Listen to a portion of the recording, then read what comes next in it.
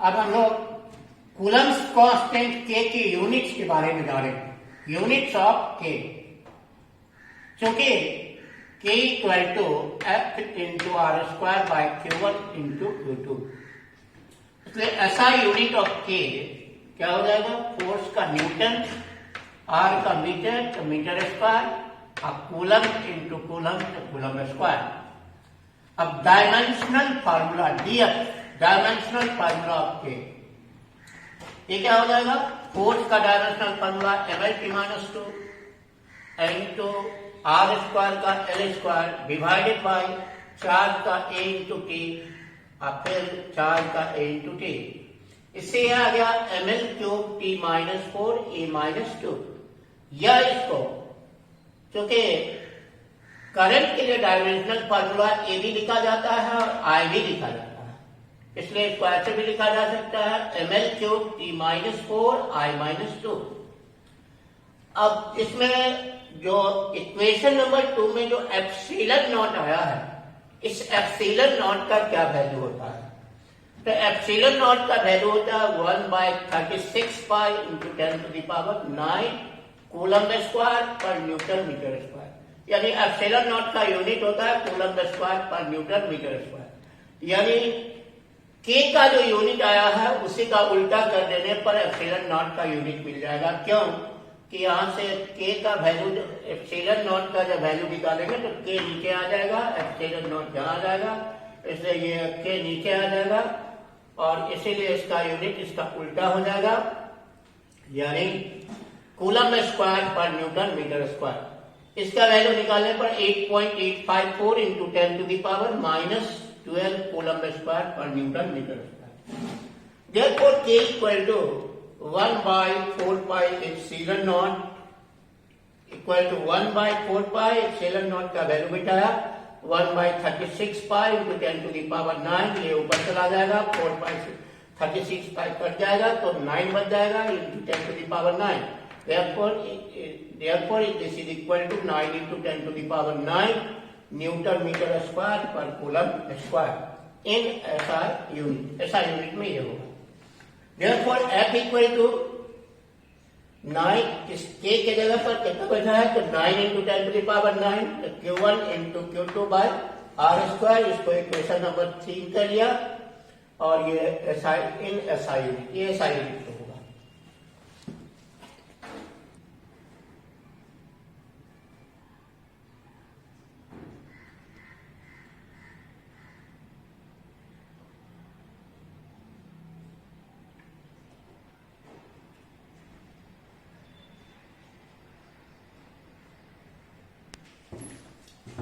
अगर एयर या वैक्यूम न हो, यदि दोनों चार्ज के बीच एयर या वैक्यूम न हो, मीडियम दूसरा हो, but for a medium other than air और vacuum, K equal to 1/4 pi epsilon, 1/4 pi epsilon, where epsilon is a constant called the absolute permittivity of medium। यह मीडियम का absolute permittivity कहलाता है, air या vacuum के लिए नहीं। Air या वैक्यूम के लिए एप्सिलॉन नॉट लिखाता है, ये दूसरे मीडियम के लिए, अदर मीडियम के लिए होगा। देयरफॉर हम लोग के के जगह पर इक्वेशन नंबर 1 में के के जगह पर 1/4 पाई एप्सिलॉन बैठा है।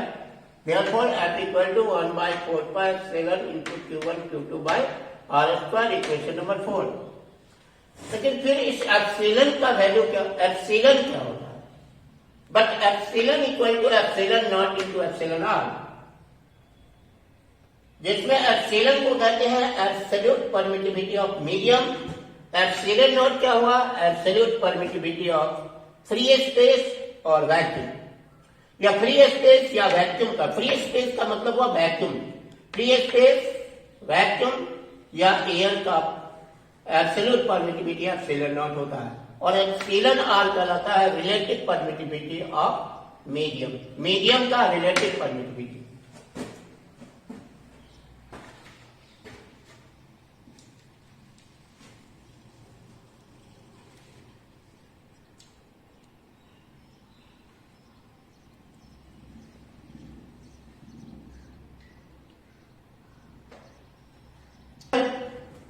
हम जैसे क्लास में समझाते हैं, क्लास में बताते हैं, उसी तरह से बता रहे हैं। इसलिए तुम लोग इसको अच्छी तरह कॉपी पेन साथ रख करके इसको नोट करो और अच्छी तरह अपनी कॉपी में इसको साफ साफ लिखो। और क्योंकि मैं कोई काम करता हूं तो यह नहीं कि ऐसे वीडियो बोल देता हूं तो मूवी जैसे सुन लो, ऐसी बात नहीं है। उसको सीरियसली कोई काम करता हूं, बच्चों को मन से बताते हैं। इसलिए तुम लोग इसको अच्छी तरह से नोट करो और क्लास में जैसे पढ़ते हो उसी तरह से पढ़ते चले जाओ। लॉकडाउन के दरमियान में बैच खोला अभी नहीं जा सकता है, अब ये तो गवर्नमेंट के आदेश का पालन करना है। इसीलिए तुम लोग इसको अच्छी तरह से नोट करो, पढ़ते जाओ, बहुत इससे तुमको घर बैठे बैठे फायदा मिलेगा।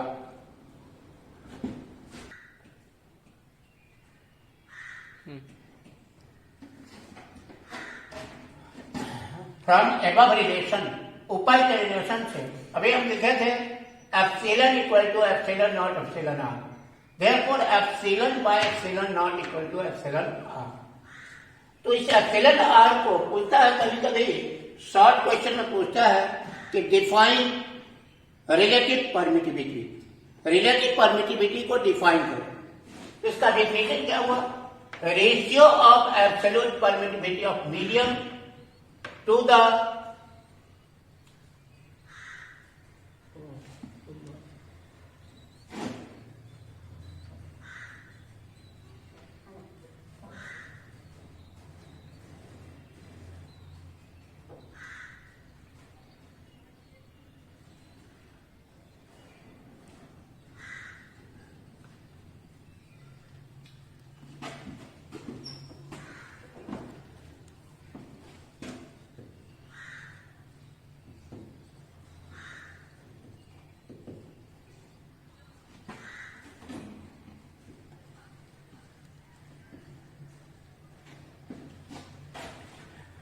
एप्सिलॉन आर का डिफिनेशन हुआ ratio of absolute permittivity of medium to the permittivity of air और वैक्यूम।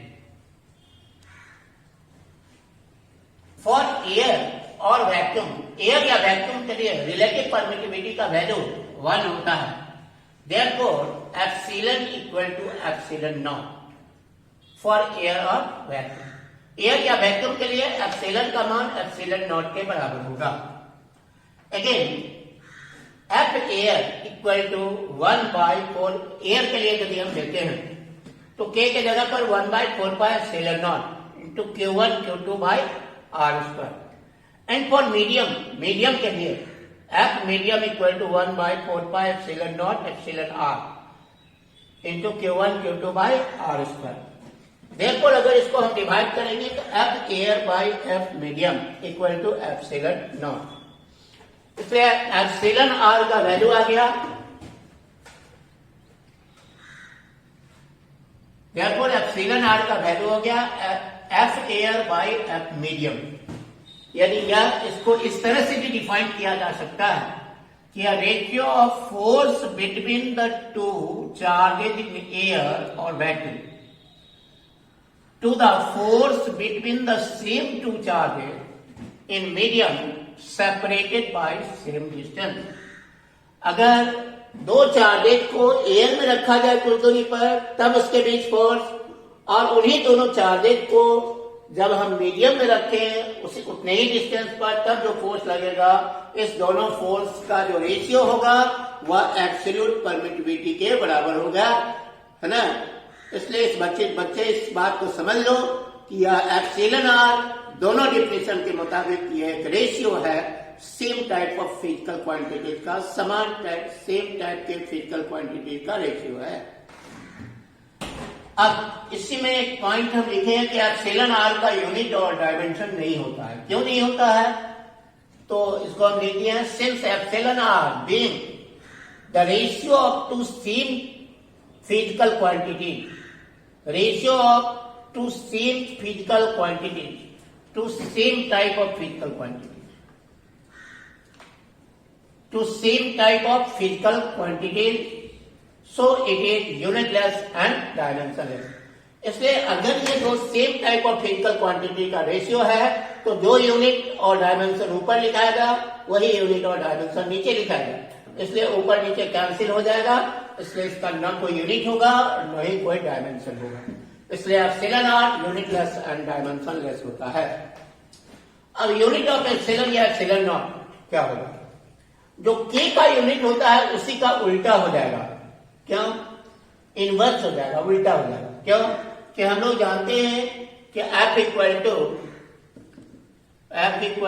1/4, ये K equal to 1/4 pi epsilon naught. इसलिए epsilon naught is equal to 1/4 pi K।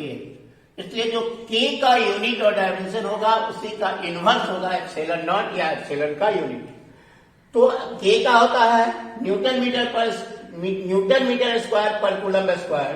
तो इसमें यहां जो लिखेंगे तो कूलम स्क्वायर चला जाएगा ऊपर, इसलिए इसका यूनिट हो जाएगा कूलम स्क्वायर पर न्यूटन मीटर स्क्वायर।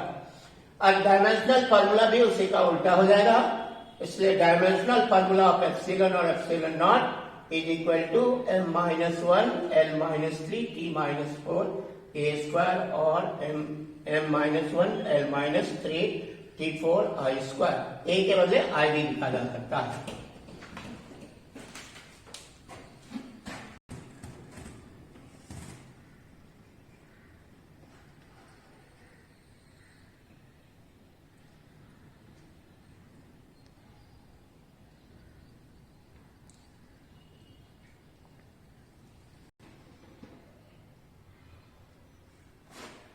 इन सीरियस सिस्टम में सीरियस सिस्टम ऑफ यूनिट के सीरियस सिस्टम में कूलम्ब कांस्टेंट K का मान 1 होता है। अब ये K का मान 1 कैसे आता है? क्योंकि कूलम्ब लॉ से हम जानते हैं कि F बराबर K Q1 Q2 by R square. यहाँ K का वैल्यू 1 है। या इन सीरियस unit the unit of charge, अब K का वैल्यू 1 कैसे निकाला जाएगा? तो इन सीरियस unit the unit of charge is ESU और stat coulomb, which is defined as, इस स्टैट कूलम को कैसे डिफाइन करते हैं? तो which is defined as the charge which when placed from a similar and equal charge at a distance of 1 centimeter in air or vacuum। अगर ये 1 ESU charge वह charge है जिसे हवा में सिमिलर और इक्वल चार्ज से, यानी 1 ESU ऑफ चार्ज से ही इक्वल 1 सेंटीमीटर की दूरी पर रखा जाए, then they repel each other, वो एक दूसरे को रिपेल करेंगे by a force of 1 dyne. Therefore 1 dyne is equal to K into 1 stat coulomb into 1 stat coulomb by 1 centimeter square। इससे K का वैल्यू निकालेंगे, ये 1 डाइन सेंटीमीटर स्क्वायर पर स्टैट कूलम्ब स्क्वायर होगा, है ना। अब हमको यह देखना है कि इस K का वैल्यू SI में क्यों हो जाता है 9 into 10 to the power 9 Newton पर मीटर स्क्वायर। इसको हम लोग प्रूव करेंगे अभी कि इस K का वैल्यू SI में 9 into 10 to the power 9 newton metre square पर कूलम्ब स्क्वायर क्यों होता है।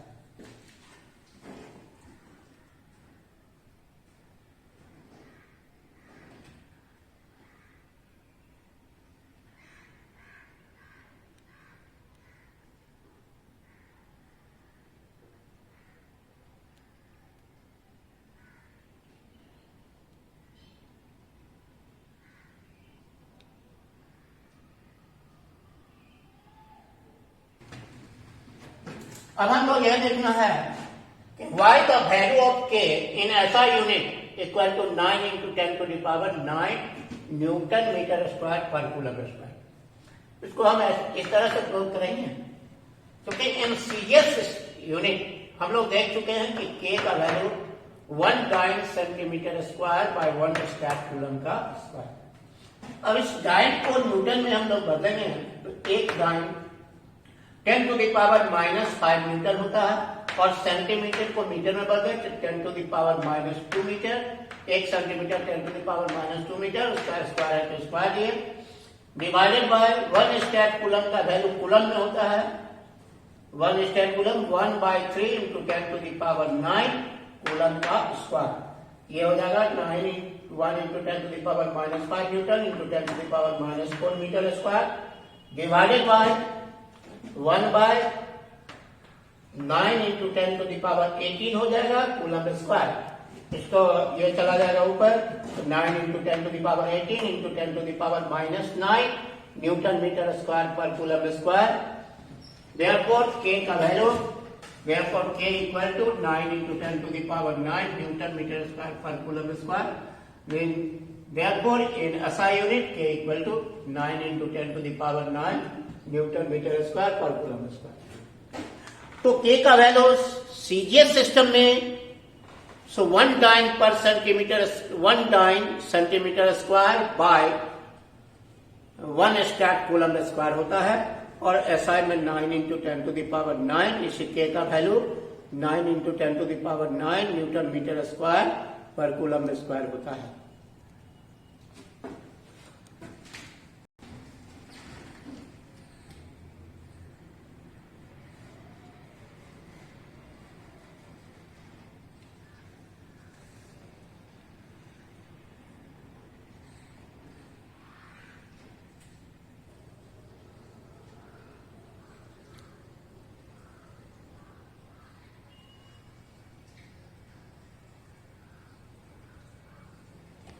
तो अभी तक हम लोग कूलम्स लॉ के को फॉर्मुलेट किया, कूलम्स लॉ का वैल्यू, कूलम्स लॉ का एप्लीकेशन, कैसे कैसे कूलम्स लॉ निकाला जाता है, उसको फोर्स का मैग्नीट्यूड निकाला गया, और उसका डिफरेंस सीजीएस सिस्टम में, पीएस सिस्टम में, अति सीजीएस में, एसआई में उसका देखा गया कि क्या होता है, और कूलम्स लॉ का एप्लीकेशन और वेक्टर फॉर्म में हम लोग अगले वीडियो में देखेंगे।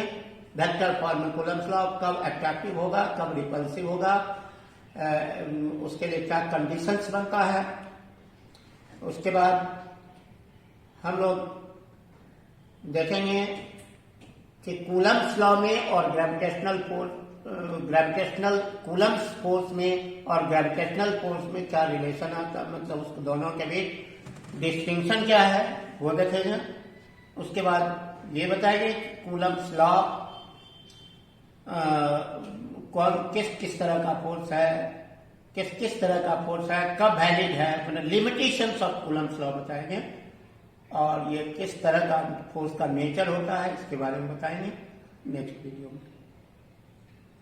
बच्चे से ये कहा जा रहा है कि जिस बच्चे को मालूम नहीं हो दूसरे बच्चे को समझा बता दें कि यूट्यूब पर मेरा ऐसे करके मैं डॉक्टर जेपी सिंह करके क्लास यूट्यूब पर चल रहा है। एक एक कॉन्सेप्ट दिया जा रहा है बच्चों को, जहां दिक्कत हो किसी तरह की वह मेरे ऑफिशियल नंबर पर फोन करके पूछ सकते हो, है ना, अपना कमेंट डाल सकते हो, और सभी चीज को हम अच्छी तरह से एक्सप्लेन करेंगे। ऐसा नहीं कि सिर्फ